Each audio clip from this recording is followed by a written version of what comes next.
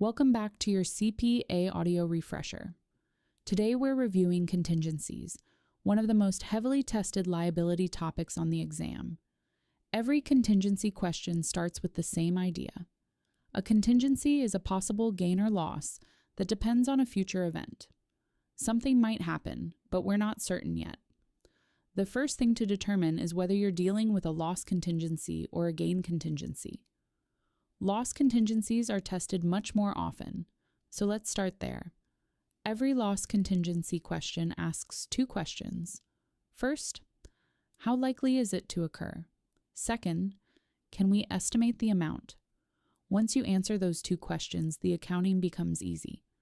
Let's start with the most important scenario. If the loss is probable and the amount is reasonably estimable, you must accrue the loss and disclose it. This means record a journal entry by debiting loss expense and crediting a liability. The liability appears on the balance sheet, the expense appears on the income statement, and you also disclose the nature of the contingency in the footnotes. Now suppose the loss is probable, but the amount cannot be reasonably estimated. Since you can't measure it, you cannot record it. Instead, you simply disclose it in the notes. Next is reasonably possible. Whether you can estimate it or not doesn't matter. If the chance is reasonably possible, you disclose only. No journal entry is recorded. Finally, if the chance of loss is remote, the normal rule is simple: do nothing. No accrual and no disclosure. A great memory trick is this: probable plus estimable equals accrue and disclose. Probable but not estimable equals disclose only. Reasonably possible equals disclose only. Remote equals nothing. Now let's discuss one of the CPA exam's favorite twists, ranges of losses. Suppose the attorneys estimate the loss will be somewhere between $100,000 and $250,000. If one amount within the range is considered the best estimate, record that amount. However, if no amount is better than another, record the lowest amount in the range and disclose that additional losses up to the upper end of the range are reasonably possible. That's an easy point if you remember. No best estimate equals record the minimum. Next is an important exception involving remote losses. Normally, remote means do nothing.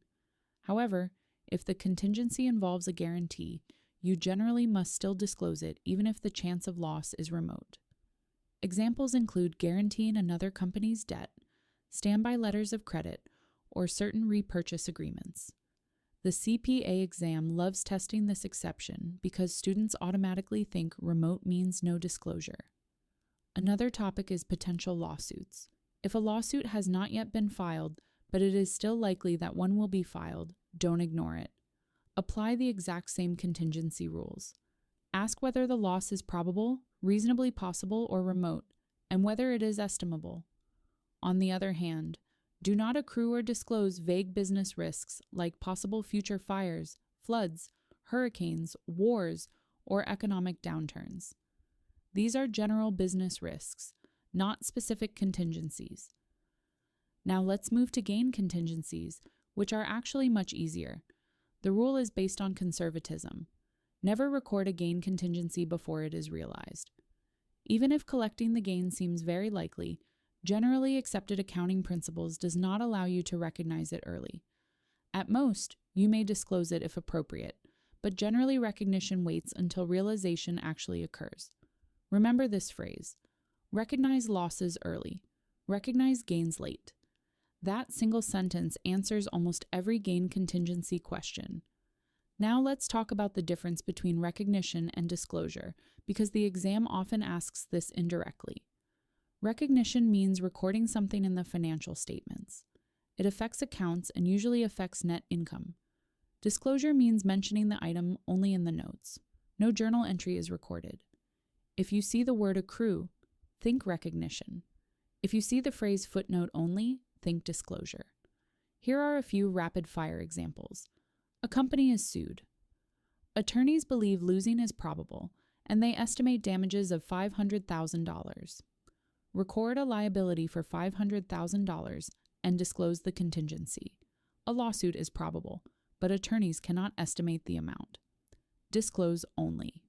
A lawsuit has only a reasonable possibility of loss. Disclose only. The chance of losing is remote. Do nothing unless the situation involves a guarantee. A company expects to win a lawsuit and collect $1 million. Do not record the gain. Wait until it is realized. Attorneys estimate losses between $1 million and $1.4 million, with no amount being more likely than another. Record $1 million and disclose the remaining possible exposure. Good luck, and I will see you for our next audio refresher.